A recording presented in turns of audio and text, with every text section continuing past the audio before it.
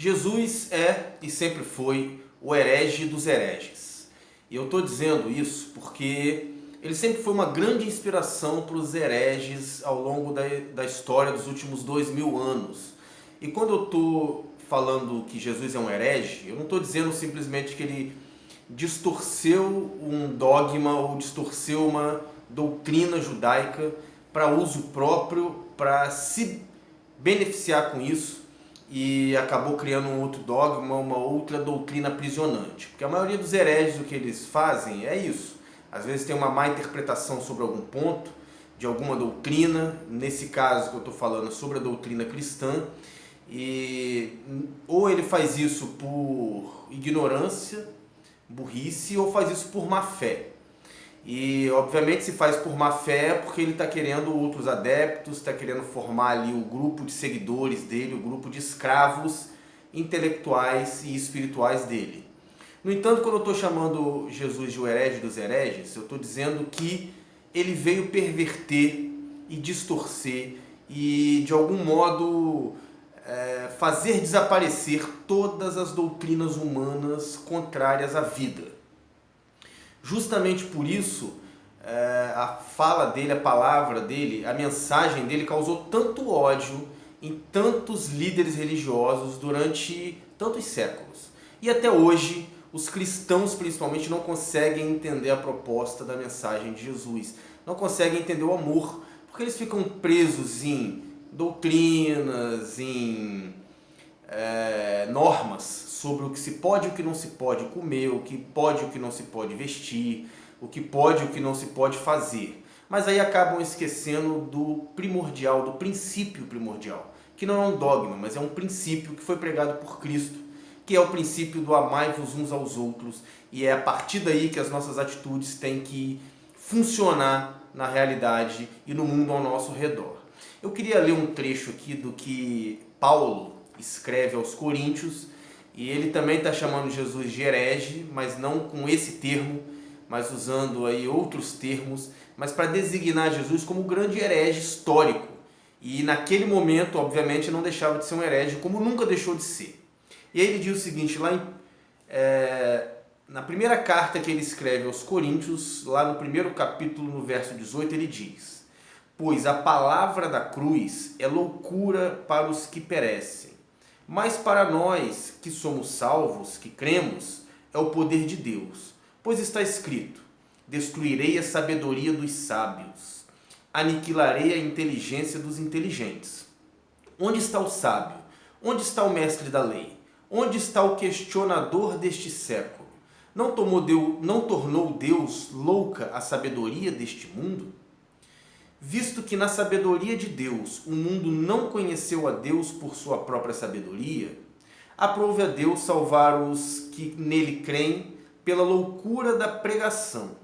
Os judeus pedem um sinal e os gregos buscam sabedoria. Mas nós pregamos a Cristo crucificado, escândalo para os judeus e loucura para os gregos.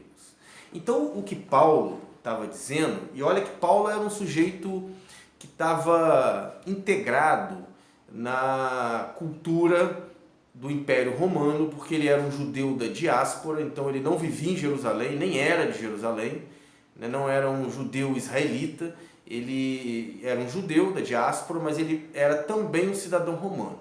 E ele viajava por diversas cidades ali da Ásia Menor, também da Europa, e ele andou por muitos lugares, conviveu com muita gente e pregou para muitas pessoas a mensagem do amor de Cristo.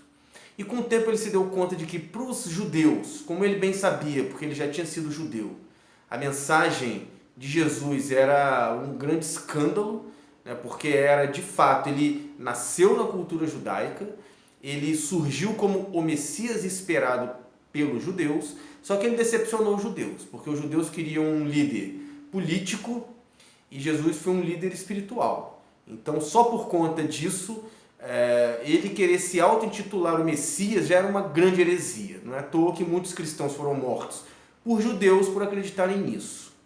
No entanto, Paulo também pregou em outros ambientes e viu que, por exemplo, para os gregos, a mensagem de Jesus era uma loucura. Como é que você poderia ter um herói, um líder que fosse um ícone, mas que a vitória dele fosse justamente o fato de ser morto, o fato de ser assassinado. E como a gente pode também, pela lógica, né, nossa do dia a dia, a lógica prática do olho por olho e dente por dente, como é que a gente pode, a partir dessa lógica, aceitar o amai-vos uns aos outros? É lógico que para os gregos isso era uma loucura. Existiam regras que precisavam ser seguidas, quem não seguisse tinha que ser eliminado, quem seguisse precisava ser recompensado. E é assim que muita gente até hoje pensa, dessa forma básica.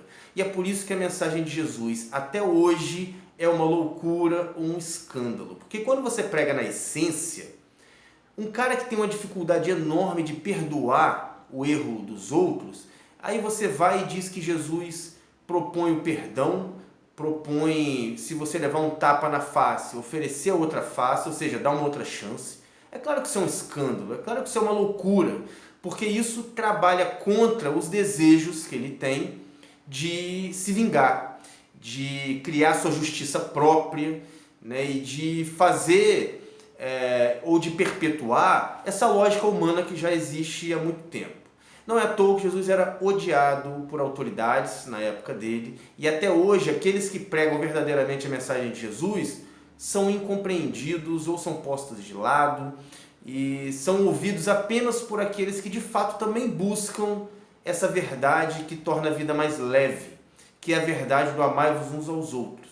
Não é esperar ser amado para amar, é amar, e isso vai ser a semente, porque futuramente brotará os frutos, né? Os frutos serão gerados desse amor que está sendo plantado hoje.